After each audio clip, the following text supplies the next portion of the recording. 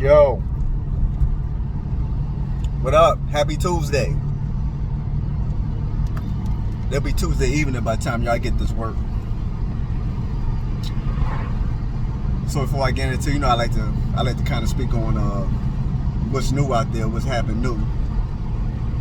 So something new. First, like, share, subscribe, comment. Your first time here.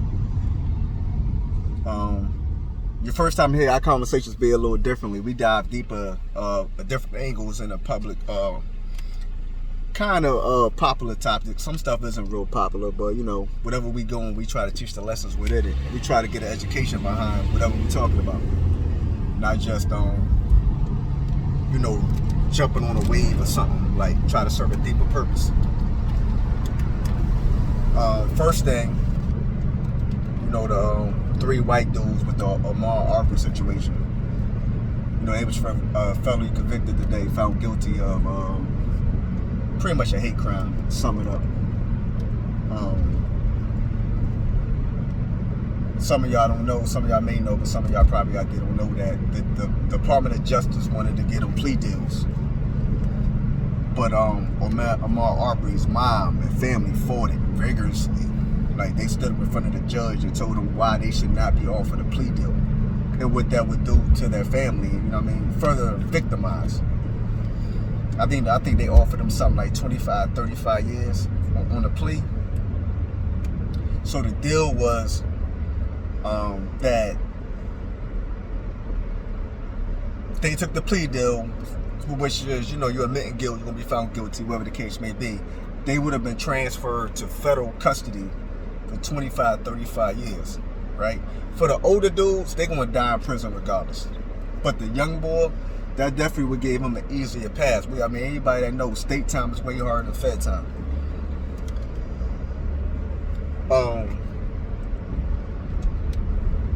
So they didn't want that. I can imagine why the family didn't want that. Even though they would have been transferred back to state custody if they would have lived the 25, 30 years, whatever it was. Probably did like a dub of it.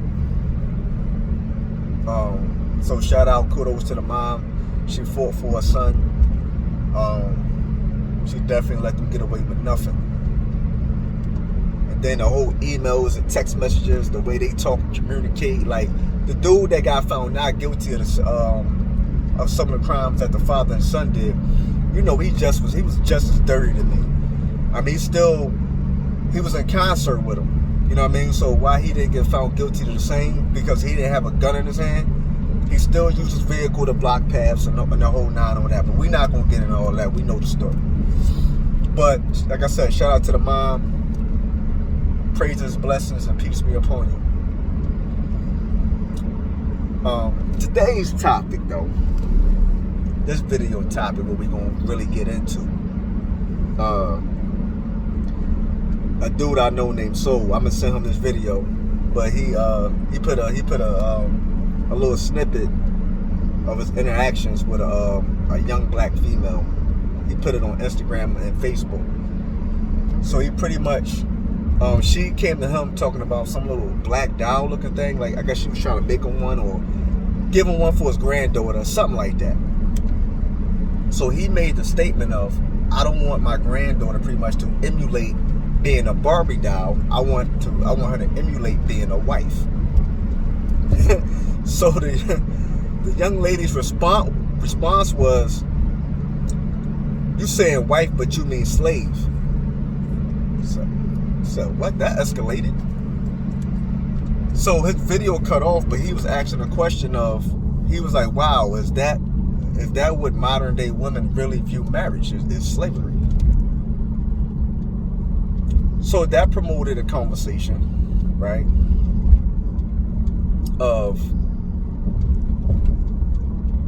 And it's things that I always discuss. This isn't anything new, right? On how fractured our relationships is with our black women, right? For her to even feel like that marriage meant bondage, meant servitude. To me, that speaks on a whole nother kind of time, right? I'm gonna try to get through this. You know, I try to keep my videos less than 20 minutes. I don't be trying to keep y'all all day.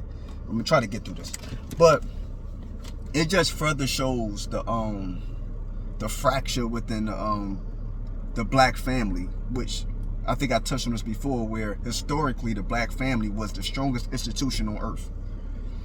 How it was systemically targeted to cause division between man and woman within our communities, and they really effectively have done so, right?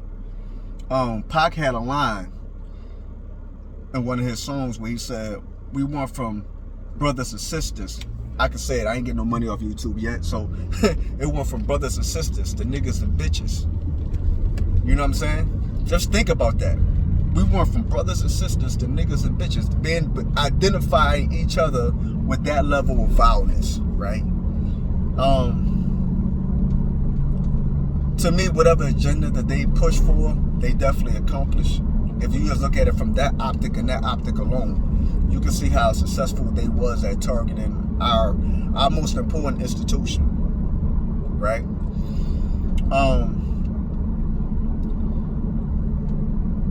Anytime you get away from fundamentals and principles of a solid foundation, no matter what it is, you're going to be in a level of objectivity and really turn into almost make it more adversarial, right? And I think effectively, once again, that was targeted, that was fully accomplished, right? A lot of, especially our black women, mature women and young women. It's not just one demographic within the black woman that believes that submissiveness, meaning you trying to turn me into some kind of slave, punk, less than, or whatever, and that's not what it means. Like, look up what submissiveness means. It doesn't mean dumbing yourself down. It doesn't mean you no longer have a voice. It means, in a sense, and not in a sense, but it means that, one, you're willing to be led. Now, every black man is not a leader. Unfortunately, and I'm going to say we, even though I don't think I fall within that bracket, but I'm a black man, so I got to take the charge with the black men and change that conversation, change that narrative as a whole, right? Every black man is not worth being submissive to, because you're not a leader, right? I always had this conversation with black men where I state that the average black man believes being a man is having sexual intercourse, hearing that woman have a couple moans and daddies, paying a couple bills, and now that makes you a man. That does not make, that's not what man equates to. There's a whole other responsibilities that come with that. And far too often, black men miss that boat. Partly because they wasn't trained to be leaders and to be men. Right? But somewhere in there, you can no longer use that as an excuse. You have to use your phone, and you gotta use your resources for things other than music and watching stuff that has no substance. Right?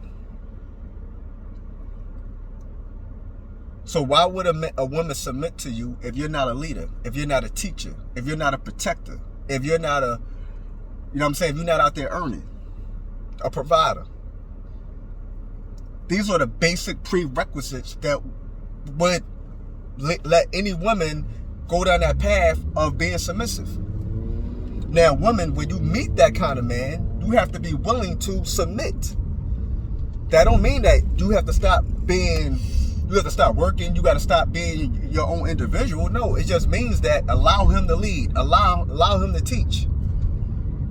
Right? It's too much.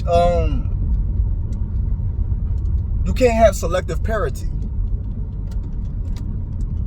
Right? You can't pick and choose the disciplines you want parity in. It's either all or nothing. Don't cherry pick, right? So it's a two-part problem. It's not just on a man, it's not just on a woman. It's a two-part problem. But like I said, we were conditioned to become fractured.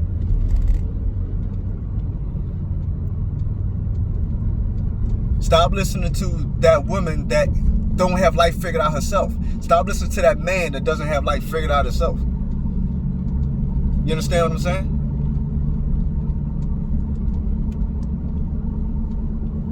Historically, men went out and earned the money or earned goods or whatever it was, brought it back, or wanted honey.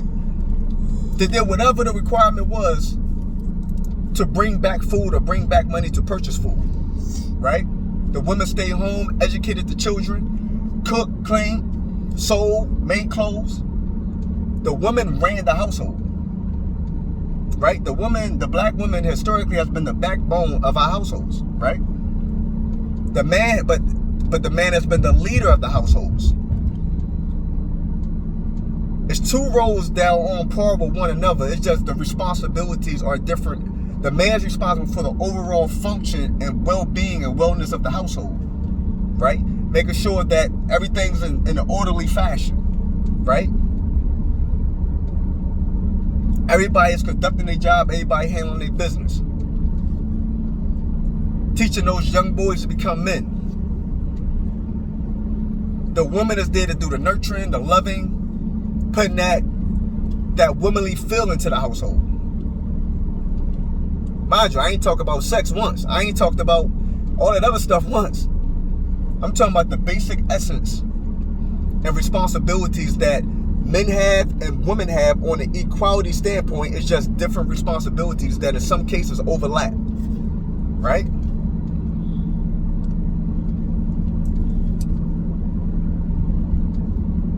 But it's hard for us to identify and see that today because we're so stuck on a mindset of, oh, ain't no nigga gonna tell me what to do. Ain't no nigga gonna run me. Or ain't no chick gonna do whatever. And it's causing division. It's causing me to look at my sister as an enemy and vice versa. But like I said, once again, that was done by design, right? Because real grandmamas is dead, right? Real grandmamas is dead.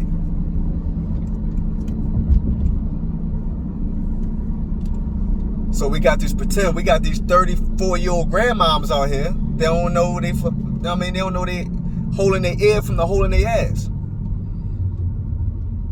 And they damn near the matriarch of the family now, the way people dying at the rate they dying. Right? So, like I said, there's a lot of reasons for it. It's not a singular reason. But we got to get rid of this because we're in control. We have way more control than we believe. We control the narrative. Everybody say they woke. Or if you woke, why your eyes still closed?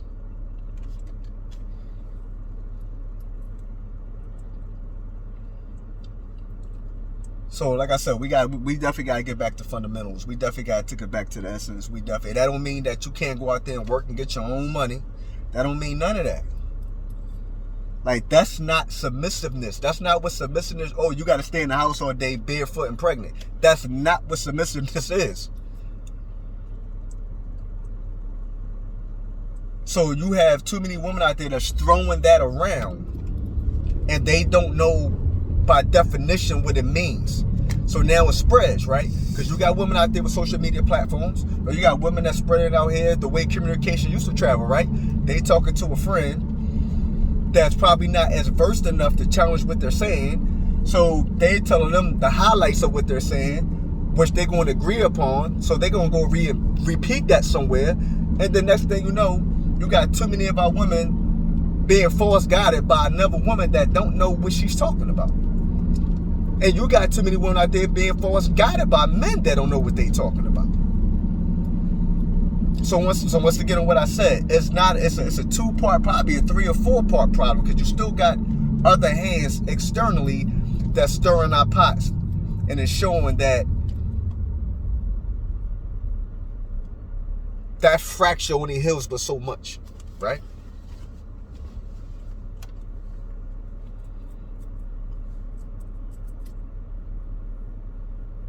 But, you know, these, like I said, these are principles. These go back thousands of years, man. These same principles. Regardless of the religion. You know what I mean? It boils my skin when people say that. It was something we listened to earlier, and it was funny because we was talking about reading a comment when somebody was referencing Exodus chapter 21, verses 7 through 11, right? I can't read it right now because I'm driving. But it pretty much, and as you know, that's the Old Testament Bible, right? So the history of Exodus was God pretty much telling the Israelites that you're highly revered and, you know, I got y'all, right? Pretty much paraphrasing, right? Y'all highly revered. Y'all have a place, a special place within my kingdom, right? The chosen people, so to say, right? But that's Old Testament. Exodus is Old Testament, right? So within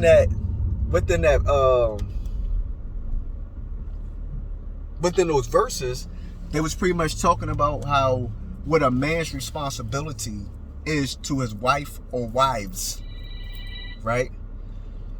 So the ill part, when you start talking about the wives part, is that people only associate polygamy majority of the time with Islam, as if that wasn't the way of the world, period, right? So that's the ignorance part of it, where within the Exodus it tells you that only way you could take on another wife is if you're capable and able to provide her the same love, care,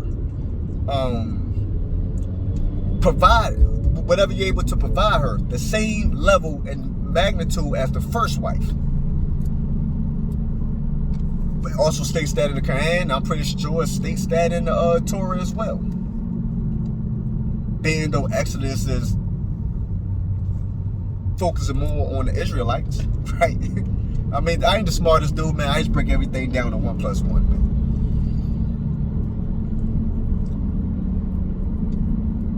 The difference is that within Islam, you know, that's the oldest one. It's one of the oldest texts, period, on the face of the planet. It's one of the oldest documents, period, right? It's definitely by far the oldest religious text on the face of the planet. There is no revisions to that. There is no millennial version, Y2K version, old version, new version. No, it's one version. And it's also the oldest non-doctor text on the face of the planet. Meaning there are no amendments.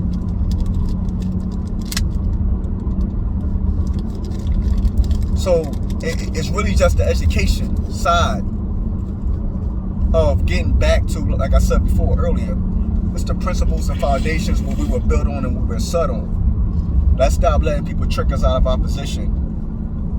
And then we start playing Jedi mind tricks on ourselves. Feel me? But yeah, I'm about 16, 18 minutes in. I think I touched on everything I wanted to touch on for now. I like this mode of the realism. You know what I'm saying? These real topics, man, like of substance that can push us forward. And even I know like it's some women that support this platform and follow me. You know what I'm saying? And you know, this definitely should be a conversation starter. But we got to find a way to bridge that gap and start looking at my sister as my sister again completely. You know what I'm saying? And that requires work on both parts. That's dual responsibility. But till next time, man, come back, support, continue to support. I thank you for the support. Like, share, subscribe, comment. We'll be right back in 1 minute, man.